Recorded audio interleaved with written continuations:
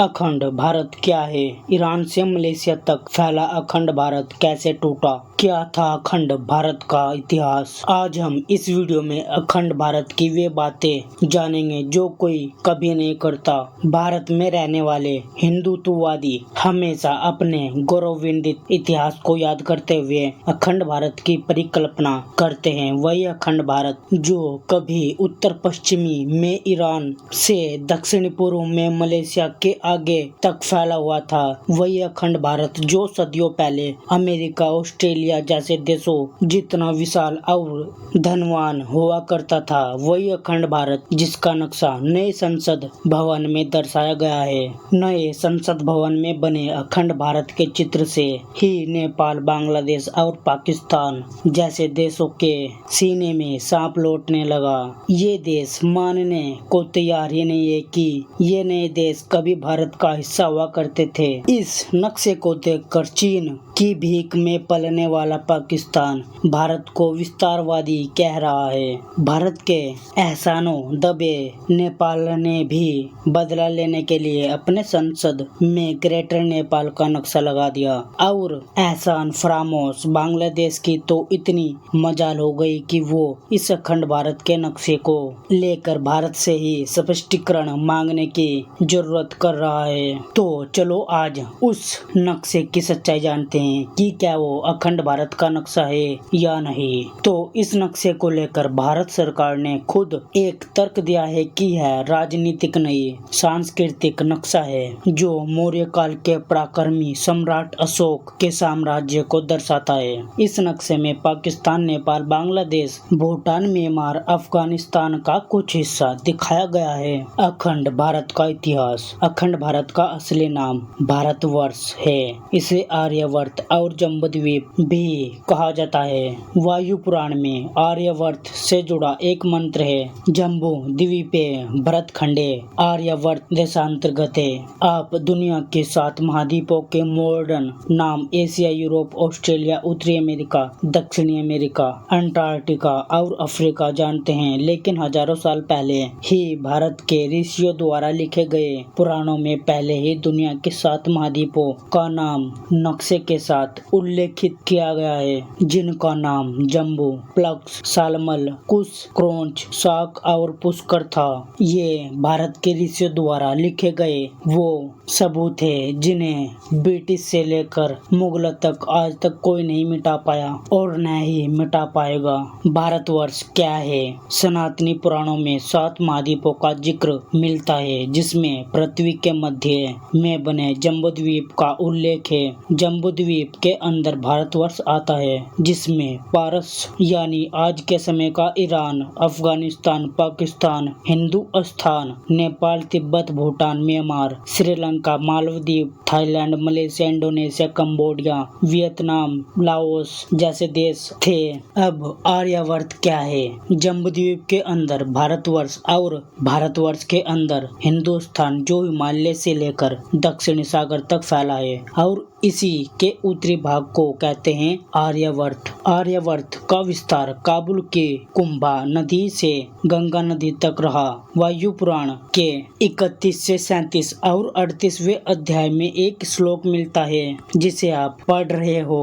इस श्लोक का अर्थ है, राजा प्रियव्रत ने अपनी बेटी के 10 पुत्रों में से 7 को संपूर्ण धरती के 7 महाद्वीपों का राजा बनाया था और अग्निन्द्र को जम्बूद्वीप का राजा बनाया था। राजा भरत ने जो क्षेत्र अपने पुत्र सुमित को दिया वह भारतवर्ष कहलाया। इन बातों को कुछ राइटर्स ने अपनी किताबों में भी लिखा, जैसे 1941 में भंडारकर रिसर्च इंस्टीट्यूट के पंडित पांडुरंग वामन ने अपनी बुक में लिखा था, भारतवर्ष के अंदर कई देश थे और भारतवर्ष जम्बूद्वीप के अंदर आता था। और दूसरे पर इतिहासकार दिनेश चंद्र सरकार ने अपनी किताब study in the geography of ancient and medieval India में दावा किया है कि भारतवर्ष की सबसे पुरानी सभ्यता की निशानी सिंधु घाटी की सभ्यता में मिलती है। इतना ही नहीं, इन किताबों में 8000 साल पुराने पुरातात्विक साक्ष्य बताए गए हैं, जबकि वैदिक काल खुद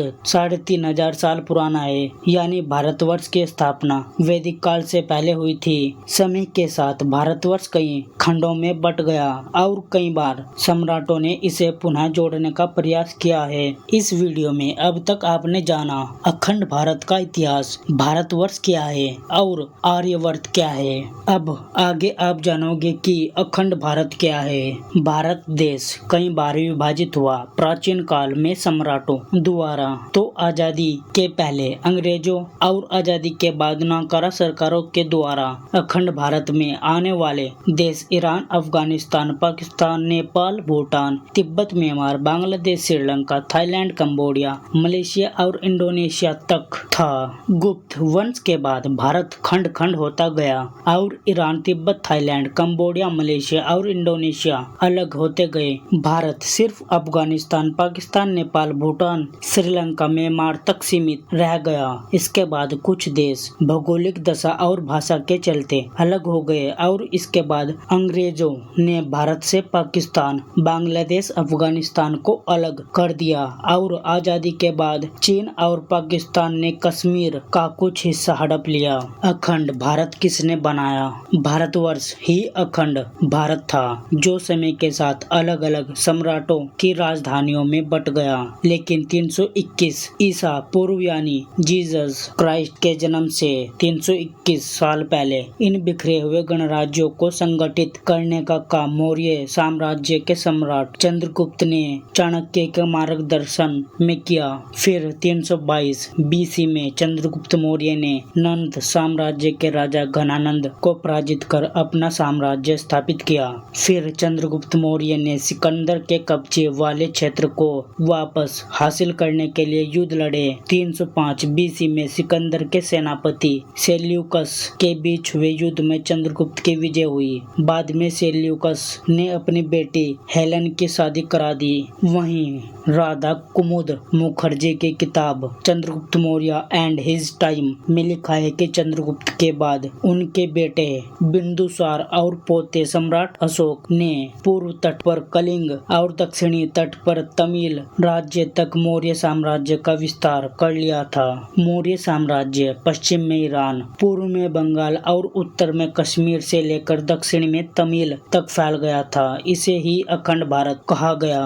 अखंड भारत कैसे टूटा? 185 बीसी में मौर्य साम्राज्य का पतन हो गया और अखंड भारत बिखरने लगा। इसके बाद सांक, किंसक, सातवाहन, कुषाण, चोल, पांड्य, चेर जैसे साम्राज्य बनने लगे। अखंड भारत के राज्य अलग अलग साम्राज्य बन गए। राजा एक दूसरे से लड़ने लगे। चोल और पांड्य के कब्जे में रहने वाला श्रीलंका 1310 में इसी लड़ाई के कारण अलग होकर ब्रिटिश के कब्जे में आ गया।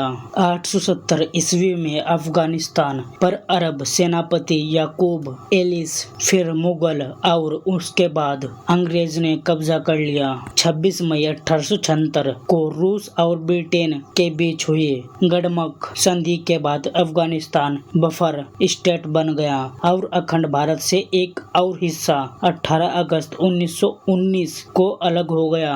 अफगानिस्तान से पहले 1907 में ब्रिटेन ने भूटान को भारत से अलग कर दिया और वहां उंगियन वांगचुक की राजशाही शुरू करवा दी। फिर 1937 में अंग्रेजों ने भारत से बर्मा को अलग कर दिया और 1947 में पाकिस्तान और बांग्लादेश भारत से अलग हो गए। तब बांग्लादेश पाकिस्तान ही था, जिसे भारत ने 1971 की जंग के बाद अलग देश बना दिया।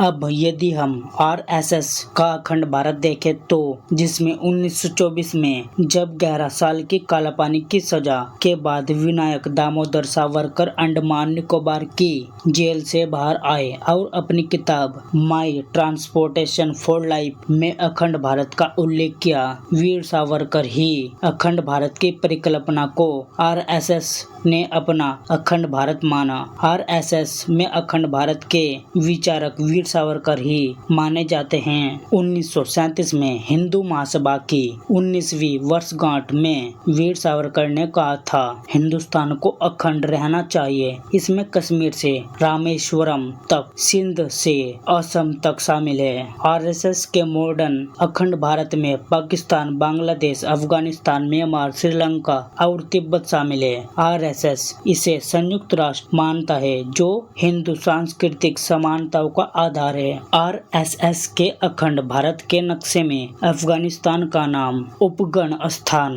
काबुल का नाम कुंभानगर, मुल्तान का नाम मूल स्थान, तिब्बत त्रिविष्ट, श्रीलंका सिंघल द्वीप, म्यांमार का नाम ब्रह्मदेश और थाईलैंड का नाम श्याम देश है। तो क्या आप आरएसएस के अखंड भारत से सहमत हैं, या आप चाहते हैं कि जो देश भारतवर्ष से अलग हुए हैं बस वो एक साथ हो जाए? क्या आप भी अखंड भारत चाहते हैं? कमेंट में जरूर बताना। और आपकी क्या राय है अखंड भारत पर, ये भी कमेंट में जरूर लिख देना। और वीडियो देखने के लिए आपका धन्यवाद।